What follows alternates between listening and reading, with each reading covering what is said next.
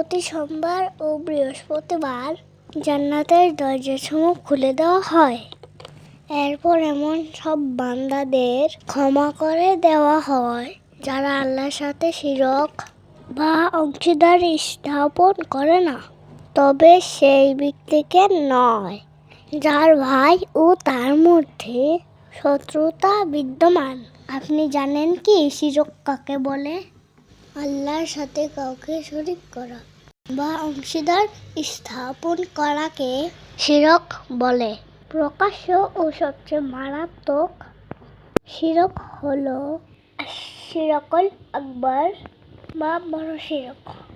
এর ফলে মানুষ ইসলাম থেকে খারিজ হয়ে যায় এবং তওবা না করে মারা গেলে তার জন্য জান্নাত হারাম ও জাহান্নাম অবধারিত হয়ে যায়। বড় শিরকগুলো হলো আল্লাহ ছাড়া অন্য কারো উদ্দেশ্যে ইবাদত করা, যেমন চেষ্টা করা, দোয়া বা প্রার্থনা করা, পশু কোরবানি করা বা মানত করা।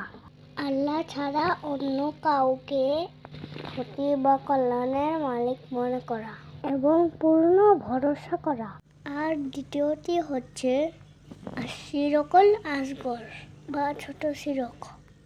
এটি সাধারণত কাজের মধ্যে অন্য কাউকে ছোট পরিসরে শরীক করা, যেমন মানুষের প্রশংসা পাওয়ার জন্য দেখানোর উদ্দেশ্যে সালাত বা দান সদকা আদায় করা। আল্লাহ আমাদের সবাইকে ছোট বড় সব ধরনের শিরক থেকে হেফাজতে রাখুন।